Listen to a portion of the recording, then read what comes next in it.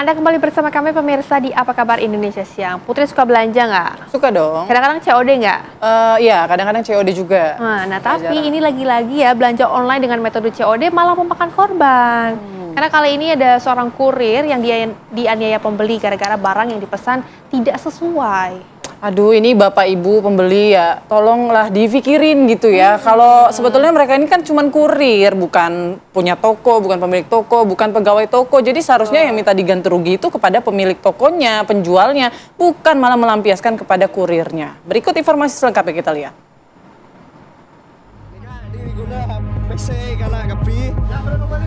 Kasus pemukulan terhadap seorang kurir belanja sistem COD sepertinya membuktikan warga Indonesia belum siap dengan sistem pembayaran saat barang tiba itu. Kali ini seorang kurir COD di Pamekasan, Jawa Timur dianiaya oleh pembeli online. Si kurir yang hanya bertugas mengantarkan paket ini jadi bulan-bulanan pembeli yang beralasan barang yang dibeli tak sesuai. Saat itu kurir ini mengantarkan pesanan ponsel seharga Rp1.500.000 kepada Arif di Desa Dasok, Pademawu. Yang nerima paket adalah istri Arif. Saat si kurir hendak pergi mengantarkan paket lainnya, tiba-tiba istri Arif memanggil dan terjadi adu mulut saat itu karena menurut emak-emak ini ponsel yang diantarkan tak sesuai. Kurir bernama Irwan yang memang tak tahu menahu langsung dihajar oleh Arif setelah Arif ditelepon istrinya. Wah, main tangan nih Arif. Sudah gitu uang pembayaran yang diterima Irwan langsung direbut oleh Arif. Langsung saja setelah kejadian, Irwan yang terluka dihajar Arif lapor ke polisi. Tak lama Arif yang gampang main tangan hanya gara-gara terhasut omongan istrinya ditangkap polisi. Nah, kronologi kejadiannya Mas, awalnya saya kan ngirim paket ke atas nama itu AY atau Arif itu kan Mas. Terus di situ paket tidak sesuai dengan apa yang dipesan. Terus moro-moro dia maksa minta uangnya kembali. Sedangkan kan COD di SOP-nya itu kan harusnya setelah barang diterima ada video unboxing, baru komplain, baru bisa diretur. Nah, sedangkan di situ saya kan mau jelasin bagaimana caranya untuk mengembalikan barang tersebut. Dia gak mau menerima penjelasan dari saya Mas. Jadinya dia marah-marah, terus habis itu minta paksa uang yang ada di saya, minta paksa untuk dikembalikan. Tapi sama saya kan ditahan Mas, karena saya kan tidak yang mau ngasih ke kantor apa, saya gak punya uang gitu. Jadinya ya sampai terjadi seperti itulah Mas. Ikut program belanja berhadiah 16 miliar di Depo Bangunan. Belanja di Depo Bangunan bisa semakin untung, dan untung. Depo Bangunan, supermarket bahan bangunan yang lengkap, nyaman dan murah. Hanya di Depo Bangunan. Jadi setelah hari tanggal 2 kami lakukan pemeriksaan korban, maka disitulah kami melakukan pemeriksaan dan mengamankan pelaku di kediamannya, rumahnya. Jadi tidak butuh waktu lama Pak ya untuk melakukan penangkapan? Ya, tidak. Hanya waktu 2 hari. Kenapa kami tidak langsung melakukan penangkapan? Karena kami belum bisa melakukan pemeriksaan terhadap korban. Mungkin ada pelaku lain nanti indikasi? Bisa juga, bisa ada. Tapi kami lakukan pendalaman terhadap korban dan saksi yang lain. Apakah ada keterlibatan istrinya? Akan kami dalami, videonya nanti rekan-rekan. Kasus ini menambah daftar panjang permasalahan belanja online dengan sistem COD. Tolong dong pemilik toko online, warga kita banyak yang belum siap dengan sistem COD. COD ditiadakan dulu bisa dong. Dari Pamekasan, Jawa Timur, Feros Rizky, TV One mengabarkan.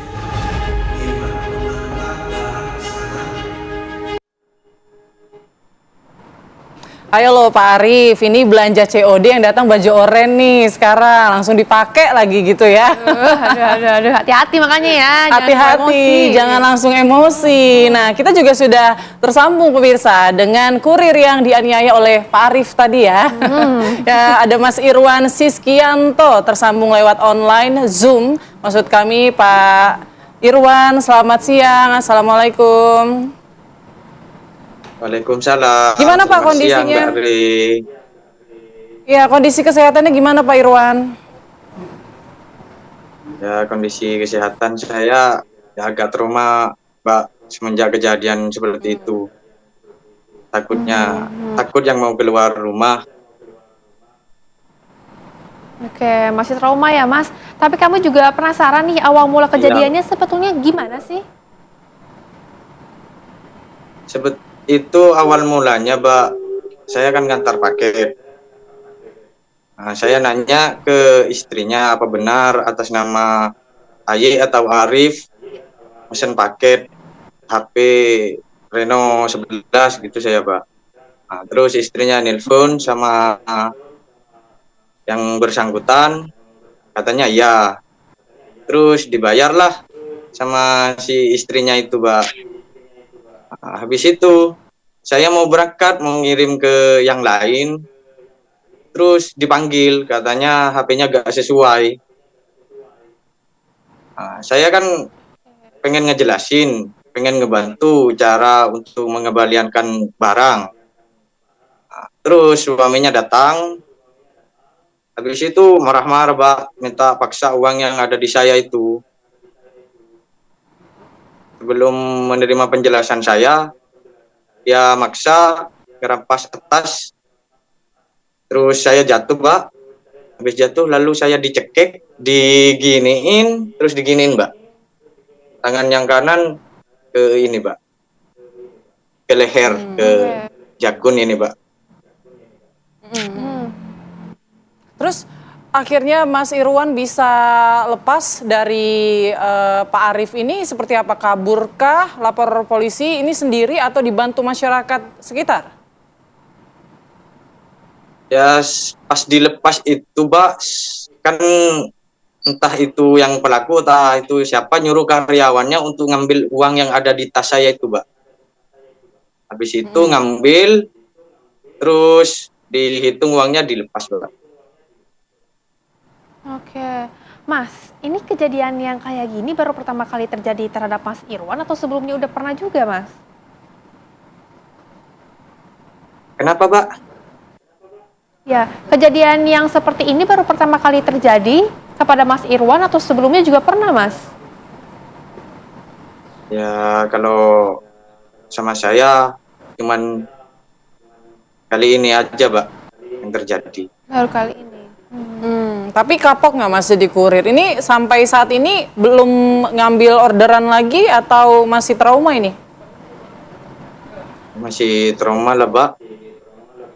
Semenjak kejadian seperti itu masih trauma saya, Mbak. Kapok nggak, Mbak? Kapok nggak Mas jadi kurir? Ya kalau kapoknya sih, karena kan itu, Mbak, saya pekerjaan. Ya mau gak mau, ya haruslah saya bekerja, Mbak. Bagaimana saya ngidupin kedua orang tua saya, Mbak? Ya. Mas Irwan, tentunya kami juga doakan tetap. Ya. Karena cuman saya tulang punggung keluarga, Mbak. Baik. Baik Mas Irwan, tentunya tetap semangat. Kami juga akan selalu mendoakan apa yang terbaik untuk Mas Irwan ya.